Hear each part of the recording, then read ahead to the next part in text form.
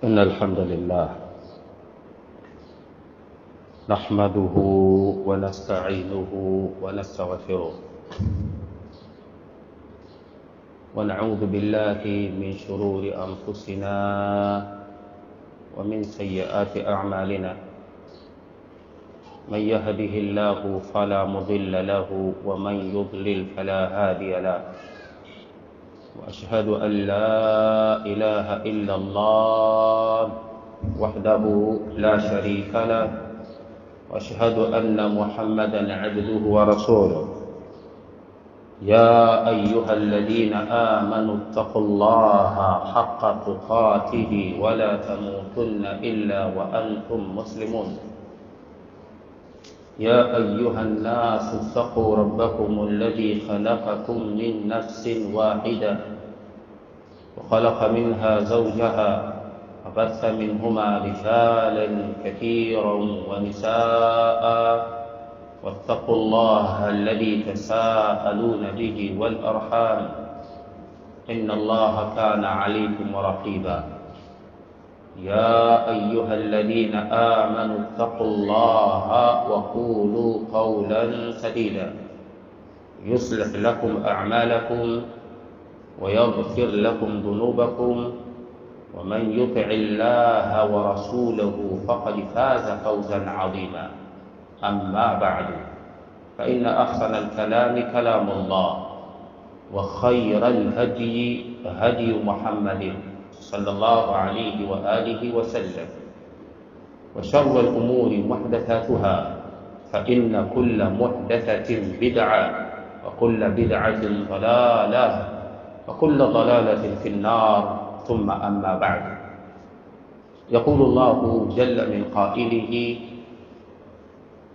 والفجر وليال عشر والشفع والوتر والليل إذا يسر. أقسم الله تبارك وتعالى في هذه السورة بالأوقات دلالة على عظمتها وعظم الأعمال الصالحة فيها. Allah subhanahu wa ta'ala ameapa katika aya hizi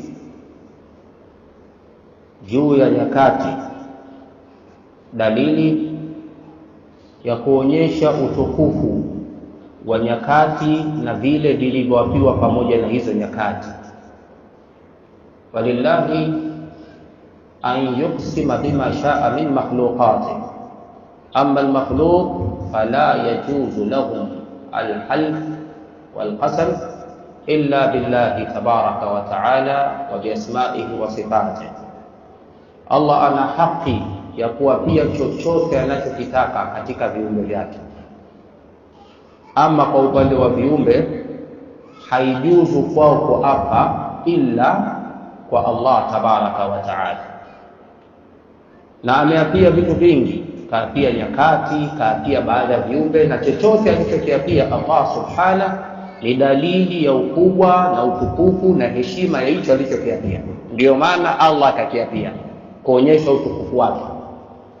Kwa kaapia Allah subhanahu wa ta'ala katika aya hizi za mwanzo, kwanza kaanza kuapia wakati wa alfajr, lakini pia akaapia siku 10, wa layalin ashar, ninaapa pia kwa masiku 10.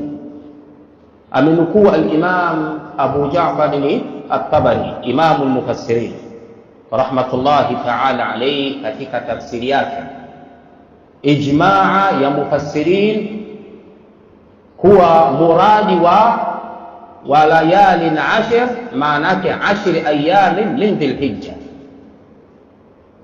Muradi wake kwa ijmaa ya mufassirin kwamba ni masiku 10 ya mwanzo ya mwezi wa Dhulhijja, ambapo kama tutakuwa tuna muda mrefu uliobaki, basi yawezekana ikawa ni kutwa ya Jumamosi, Jumapili ikawa tumeingia kwenye hayo masiku bora ya dunia. Lakini pia inawezekana ikawa ni siku ya Jumapili kwamba ndio siku ya mwisho ya mwezi wa Dhulqaada, na siku ya Jumatatu ikawa ndio siku ya kwanza ya mwezi wa Dhulhijja. Imekuja riwaya na usimuliwa na Jabir ibn Abdullah radhiyallahu ta'ala anhuma, Mtume Muhammad sallallahu alayhi wa sallam ameaita masiku haya khairu ayami dunya, khairu ayami dunya, masiku bora ya duniani ni masiku haya 10 ya mwanzo ya mwezi wa Dhulhijja. Na kama itakuwa ubora wa masiku haya, basi itakuwa ni ubora wa matendo yanayofanywa ndani ya masiku hayo. Allah kayapia masiku haya umuman wa layalin ashar, alafu akafanya takhsis baada ta'nin, akasema washaf'i, ishaf'i ni katika masiku 10, walwatri, na hiyo alwatri pia ni katika haya masiku 10. Kwa hiyo ameapia ujumla wa ubora wa masiku 10 ya mwanzo ya mwezi wa Dhulhijja, alafu akataja kwa njia ya khususia baadhi ya siku ndani ya siku hizo 10, aliposema washaf'i ni siku ya mwezi 10 yaumun nahar, walwatri, na siku ya watri ni siku ya mwezi 9 katika siku ya Arafa. Haya masiku mawili ndio siku bora zaidi katika haya masiku 10. Siku 10 zote za mwanzo za mwezi wa Dhulhijja ni katika masiku bora ya dunia, lakini katika ubora huo hizi siku 2 za mwisho, siku ya tarehe 9 na tarehe 10, ndio katika masiku bora zaidi kwa mtu kufanya matendo mema ndani yake.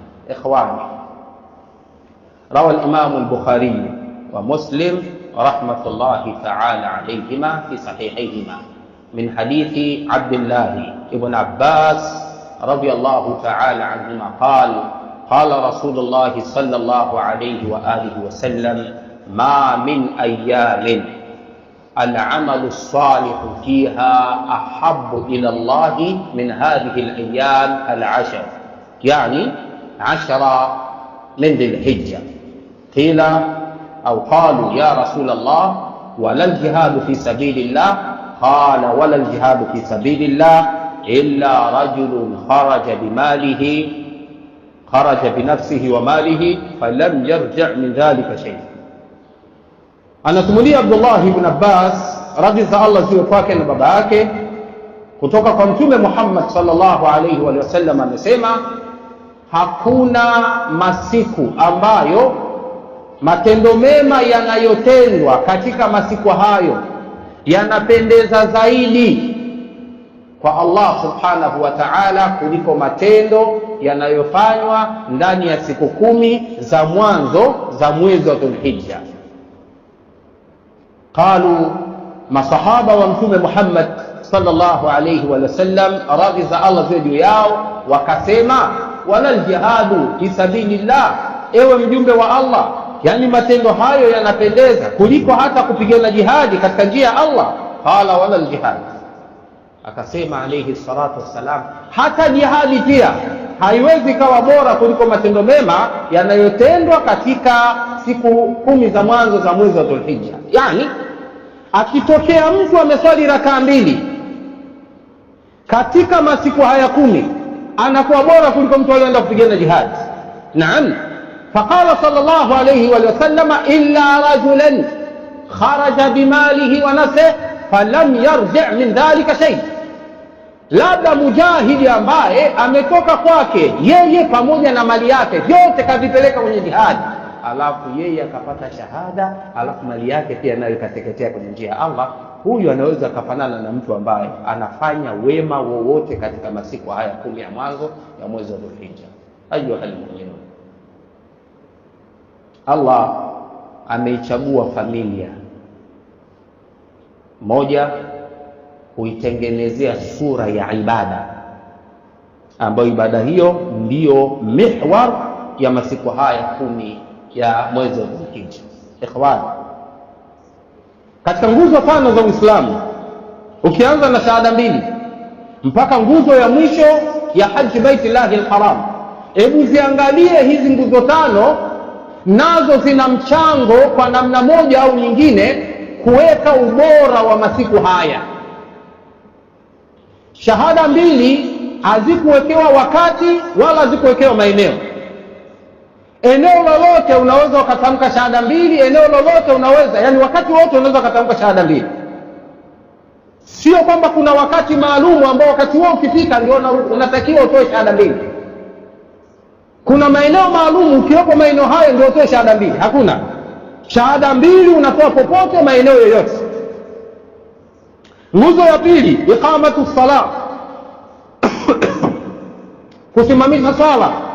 Nguzo hii pia haikuwekewa maeneo maalum ambayo bila maeneo hayo huwezi ukaswali.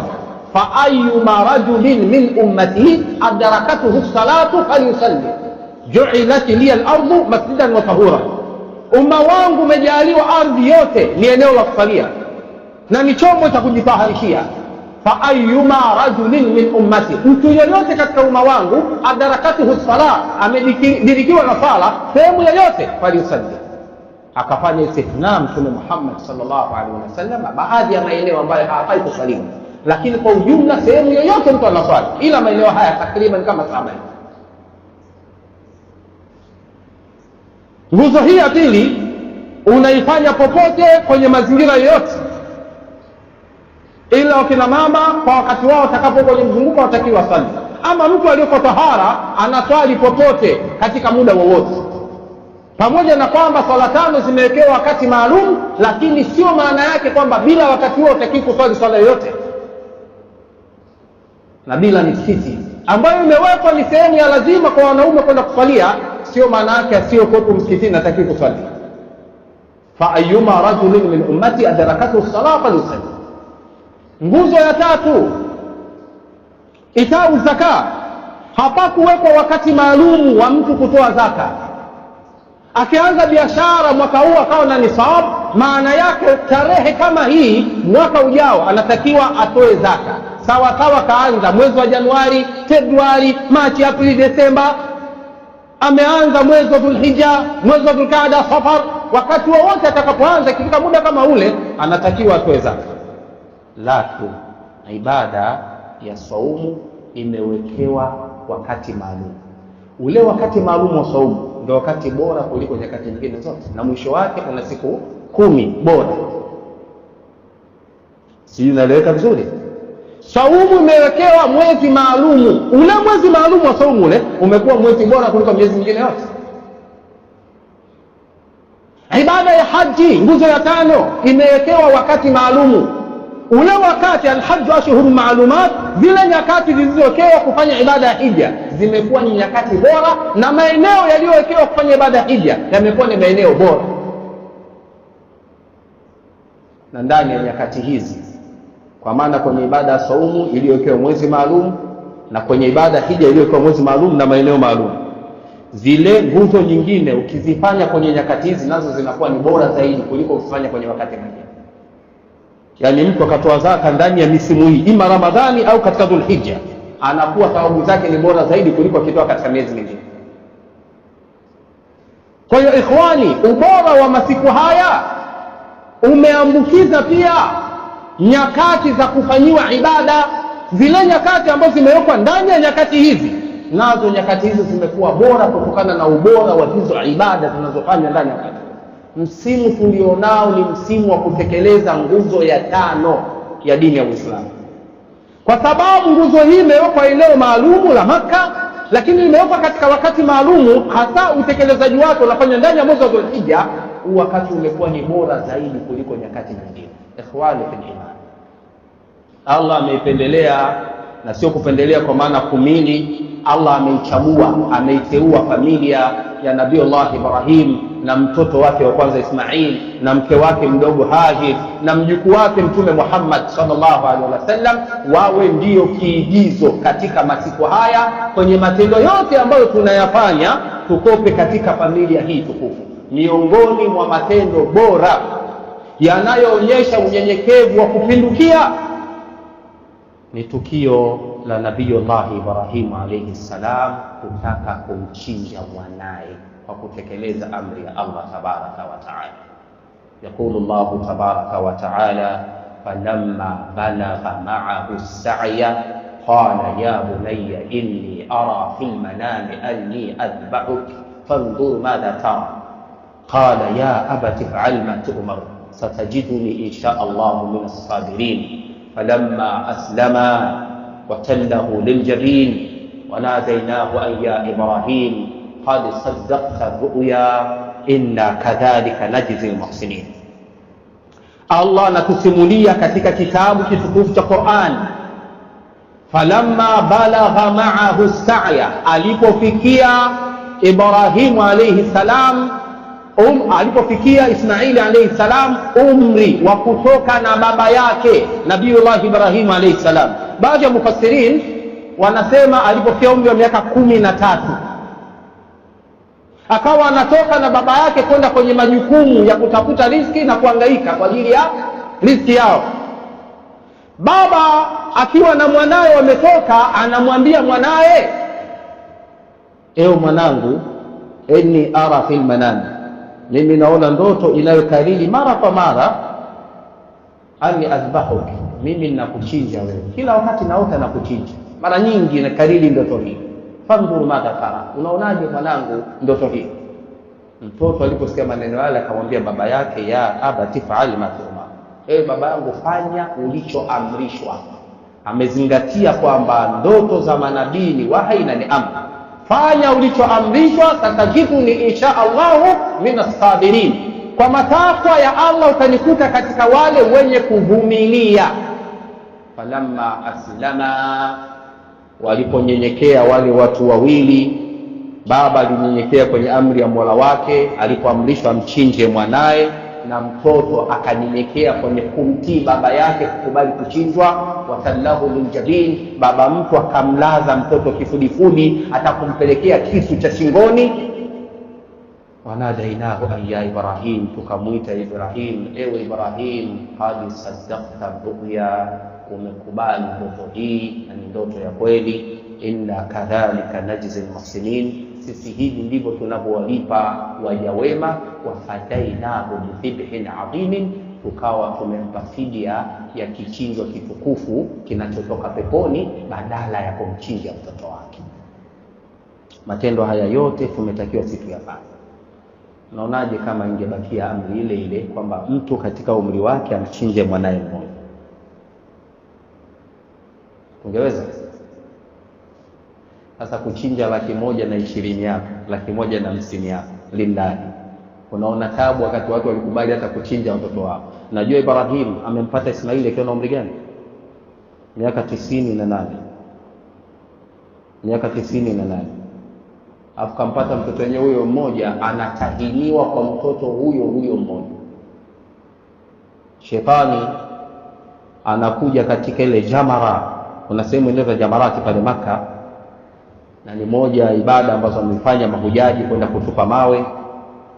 Shetani anampata Ibrahim kwenye jamara ya kwanza ile ndogo, anaambia Ibrahim, wewe upo sawa kweli? Mwana wenyewe huyu mmoja, hata nataka kumchinja huyo. Kwa nini unakubali hizi ndoto za ovyo ovyo? Ibrahim akachukua mawe 7 akampiga shetani. Akaona hapa pana shetani, akatoka akaenda kwenye jamara ya pili al-wusta, kamweka mtoto wake atakumchinja. Shetani kaja, Ibrahim subiri kidogo, sikiliza, usifanye hivyo, huyu mtoto wenyewe ndio huyu naye. Ibrahim asema a'udhu billahi minash shaitani rajim, kachukua mawe kampiga naye, akatoka. Ona hapa pia pana shetani, akaenda kwenye jamara al-kubra ya mwisho ya tatu ile, atakumchinja. Shetani pia akaja. Ibrahim akachukua panga lake akalipeleka vile vile, anataka kumfikisha kwenye shingo ya mwanae, amemlaza kifudifudi, shingo panga linakwenda kisogoni, eneo la shingo upande wa kisogoni. Anaambiwa usichinje tena. Sisi hatuna shetani, hatuna nini, lakini pesa zetu tunazipenda, wala hatutaki kuchinja shilingi 100,000 yako kwa ajili ya mbuzi mmoja au kondoo mmoja, au shilingi 700,000 yako 800,000 yako kwa ajili ya ng'ombe mmoja mkishirikiana watu 7, au ngamia mmoja. Kwa hiyo sisi pesa hizi zina thamani kuliko kutekeleza amri hii ya Allah tabaraka wa taala.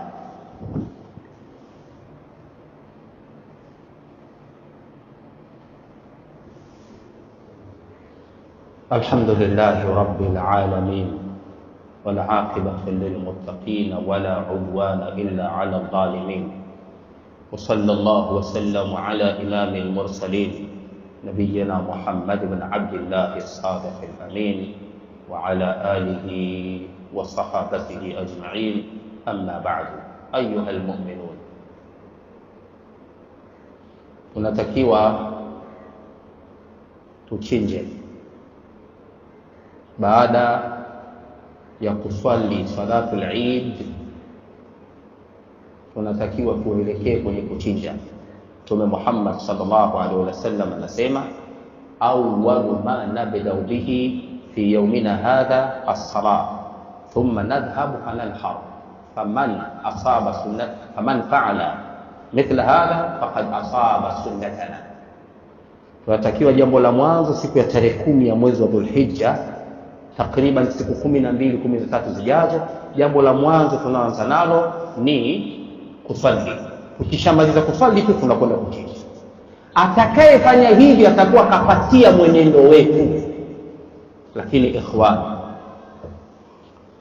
anatoa angalizo Mtume Muhammad sallallahu alaihi wasallam kama ilivyokuja katika Sahih Muslim min hadithi Ummi Salama radhiyallahu ta'ala anha, asema idha dakhala al-ashr al-awail min dhil-hijja wa arada ahadukum an yudhi fala yumsikanna min sha'rihi wa adfarihi shay. Zikiingia siku 10 za mwanzo za mwezi wa Dhulhijja na mmoja wenu akanuia kuchinja, basi asikate kucha zake wala ngozi wala nywele zake chochote. Siku hizi leo hii tunazungumza hapa tarehe 28, imebakia kutwa ya leo na kesho tarehe 29, na naomba niweke angalizo hapa. Kadhia hii haina mwezi wa Tanzania wala haina mwezi wa Saudia. Ibada hii ya haji inafanyika eneo moja tu, na kule inapofanyika ibada ya haji, huko ndiko ambako kalenda yake inaongoza mihwari nzima ibada hii. Sasa kwa kalenda ya Ummul Qura Maka leo ni tarehe 28. Kwa hiyo tumebakiwa na kutwa hii ya leo Ijumaa. Ikikupita hii utakuwa umebakiwa na kutwa ya kesho Jumamosi. Ukichelewa kesho usiku mwezi ukiandama, maana yake utakiwi tena kukata kucha zako wala nywele zako mpaka baada ya kuchinja. Kwa hiyo kwa yule aliyedhamiria kuchinja, basi na kama anataka kujisafisha kucha zake nywele zake afanye hilo leo na kesho.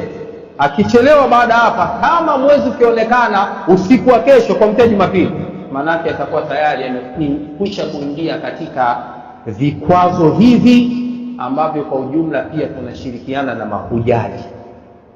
Kuna vitu vinaitwa katika fiqh ya Kiislamu vinaitwa mahdhuratul ihram. Aliyenuia kufanya ibada ya hija anaingia kwenye mahdhuratul ihram.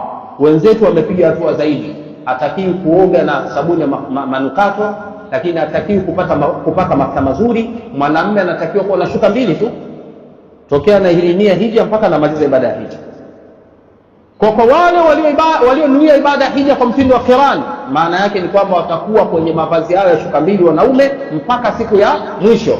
Na hapa katikati hawataki kukata kucha wala nywele wala chochote, bali wao hata mafuta mazuri hawatumii sabuni zenye manukato, hawataki kufunika vichwa vyao. Lakini sisi huku tumepewa vitu viwili: usikate kucha na nywele zako, vingine vyote vibaki inaruhusiwa kutumia.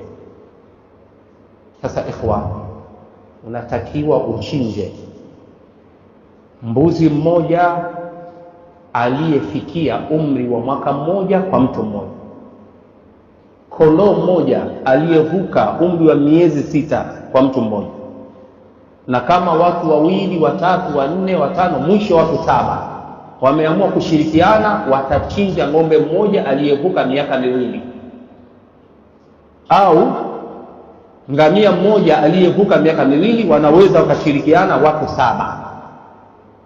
Wanyama hawa wanatakiwa wale wanyama ambao wana hadhi ya kupewa Allah tabaraka wa taala. Na Allah anatuambia kwenye Qur'ani, lan yanala Allah luhumuha wala dimauha walakin yanaluhu taqwa minkum. Haimfikii Allah nyama ya wale wanyama mnawachinja wala damu ya wale wanyama mnawachinja. Kinachofika kwa Allah ni ule ucha Mungu wenu. ambao mnauweka wakati mnataka kuchinja lillahi. Ikhwan, kwa hiyo tunaelekea kwenye ibada ya kuchinja. Watu wachinje. Mimi nimesoma baadhi ya maeneo watu wake wanajua maana kuchinja. Siku hizi za kuchinja, lileno la kuchinjia, utaona mitaro ya damu inabubujika. Na wengine wamekuwa na tabia za kijahili, mtu anakubali kujidhuru nafsi yake kwa kukosa qurbani. Qurbani maana yake kichinja. Anataka kujidhuru kwenye nafsi yake kwa kukosa kichinja. Alafu wenzetu si wafugaji. Hao wanyama mpaka anakwenda kuchinjwa kwao amepita safari ndefu, huenda kapanda ndege, kapanda meli. Si wanyama wetu hapa hapa tu wanakuja. Na wakati huu wa msimu wafanya biashara wanaleta wanyama mpaka ulipo. Lakini bado watu wamekuwa ni wagumu, alafu wanaridhia kile kilichokuwa duni.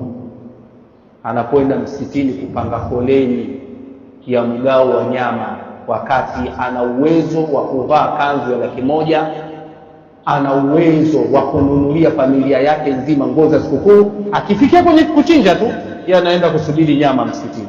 Huu ni udhalili na uduni ambao tunajitakia. Allahumma illa kwa mtu ambaye hana uwezo, basi huyu aende akachukua mgao wa nyama kwa wenzake. Lakini kama wewe unao uwezo, alafu bado hujafikiwa na dhamira hii ya kuchinja, badilika, shiriki kwenye kheri hizi. Wakati ndio huu, na leo ni matendo, kesho ni hesabu. Kama hukutenda leo, ujue kesho unakwenda kuchukua hesabu iliyokuwa mbaya. Ikhwani fil iman, nyama hii utaigawanya mafungu matatu. Fungu litakuwa kwa ajili ya nyumba yako, na fungu litakuwa kwa ajili ya jirani yako, na fungu jingine litakuwa kwa ajili ya wahitaji, maskini na mafakiri. Na sio lazima ugawanye uwiano sawa. Mbuzi mmoja mwenye kilo 9 au kilo 10, sio lazima iwe 3. Unaweza kuweka nyumbani kilo 5. Maskini ukawapa kilo 3, kilo 2 ukawapa majirani, haizuiliwi. Hata 1 kwa 5 kwa 7 hivi haizuiliwi. Vyote vile unaviona, lakini hayo mafungu mangapi? Matatu. Ikhwani, ametuambia Mtume Muhammad sallallahu alaihi wasallam, masiku haya matendo bora, matendo mema anakubalika mno na kupewa thawabu bora kuliko wakati mwingine wowote. Kuna wakati kuna mkanganyiko unakuja, mbona tumeambiwa Lailatul Qadri khairun min 1000 shahr? Naam, Lailatul Qadri khairun min 1000 shahr. Lakini wanasema ahlul ilmi, ubora wa nyakati za usiku ni mwishoni mwa Ramadhani, na ubora wa nyakati za mchana ni siku 10 za mwanzo za mwezi wa Dhulhijja. Lakini ule wakati wa Ramadhani usiku wenye ubora ule wa Lailatul Qadri, sio maana yake mchana ushinde kwenye baa, sio maana yake. Yani mchana pambana, fanya mema, ila usiku zidisha zaidi. Kama ilivyo wakati huu, mchana pambana mno kufanya mema, lakini usiku usisahau, kwa sababu ni masiku ambayo Allah ameyateua kuyajalia kuwa ni masiku bora. Miongoni mwa matendo bora kufanya ndani ya masiku haya ni kufunga kuanzia tarehe 1 mpaka tarehe 9, siku ya Arafa. Na msisitizo zaidi ni kuifunga ile siku ya 9 yenyewe ya Arafa, ambapo umekuja hadithi ya Mtume Muhammad sallallahu alaihi wasallam asema, ahtasibu ala Allahi an yukaffira as-sanata al-madhiya wal qadila, Allah tasamehe madhambi ya mwaka uliotangulia na mwaka ujao, kufunga siku moja tu katika siku ya Arafa. Lakini kwa nini wewe uteue siku moja? Mbona unapenda vitu duni? Pambana kwenye masiku yote 9, weka ibada ya saumu miongoni mwa ibada bora ambayo inamchukulia mtu muda mwingi kuwa ndani ya ibada ya saumu. Ndio maana Mtume akasema, aliyefunga alafu akuacha maneno ya upuuzi na ujinga, Allah hana haja na kuacha kwake kula na kunywa. Ili mtu huyu akifunga awe yamefunga macho yake, yamefunga masikio yake, umefunga mdomo wake, zimefunga fikra zake, umefunga moyo wake, anakuwa muda wote kuanzia alfajiri mpaka magharibi yupo ndani ya ibada. Hata ikitokea kuna mtu anamsonga, anamkera, anatakiwa tamke kwa ulimi wake, aseme mimi nimefunga. Ni ibada inayostaghari muda mwingi kwa kumfanya mwenye kufanya ibada hiyo yuko ndani ya ibada. Tutumie michana hii 9 kwa ibada hii adhim, na siku 10 ibada hii adhima, na siku ile ya 10 yenyewe tuende katika ibada swala ya Idi, tukiwa tunaadhimisha siku ya Idi pamoja na kuadhimisha matendo yote tuliyochuma ndani ya siku 9 bila kwenda kuharibu tendo lolote kwa kufanya maasi ndani ya siku ile ya Idi. Ikhwani fil iman, ahlul ilmi wametaja matendo yote yaliyotajwa na Qur'ani na Sunna yanafaa kuwekwa katika masiku haya. Kinachotakikana kwako, badilisha mwenendo wako, usionekane mwenendo wako katika masiku 10 haya unafanana na mwenendo wako uliopo kabla masiku 10 haya, ili uonekane wewe umeathirika na uwepo haya masiku 10. Si wakati sahihi wa Simba na Yanga, si wakati sahihi wa Diamond na Alikiba, si wakati munasibu wa CCM na Chadema, si wakati mzuri kwa Amerika pamoja na Israeli dhidi ya Irani. Muda wote ukawa unafuatilia fulani na fulani anasema nini, sio wakati mzuri huu. Huu ni wakati wa kujipinda, ili ukienda mbele ya Allah tabaraka wa taala uonekane hizi ofa zote alizokupa Allah umewekeza kitu cha ziada. Wa illa, subiri, nenda ukachukue matendo yako aliyofanya yasiyo ndani yake na hizo ofa zote alizoziweka Allah, alafu utamani tena upewe nafasi ya kurudi duniani. Wakati huo kurudi duniani haiwezekani tena. Wakati ulipoambiwa utende au kutenda, ulipoambiwa nenda kachukue hesabu ya matendo yako, nataka kurudi kuja kutenda. Unaona tunapopishana na wakati. La rabbi rji'uni la'alli a'malu salihan, yani hapo ushakufa, eti unamwambia Allah naomba nirudishe tena nikatende matendo mema. Kwani sasa hivi ninapokuambia tenda matendo mema, tumia vizuri fursa za nyakati hizi, hautuelewi?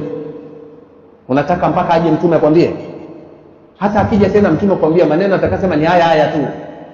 Kwa hiyo wewe kama unashindwa kufanyia kazi maneno haya, usiathirike na msemaji. Wewe angalia kinachosemwa ni nini, fanyia kazi kinachosemwa, uwe katika waja wema wa Allah subhanahu wa ta'ala, ukapate malipo haya mema. Nasallallahu tabaraka wa ta'ala an yamunna alaina bil ilmi nafi' wal amali salih, wa an yaj'alana hudatan muhtadin ghayra dhalin wala mudillin. Subhanaka Allahumma wa bihamdik, ashhadu an la ilaha illa anta, astaghfiruka wa atubu ilayk. Wa sallallahu wa sallam ala nabiyyina Muhammad وعلى آله وصحابته وسلم، والحمد لله رب العالمين، وجزاكم الله خيرا.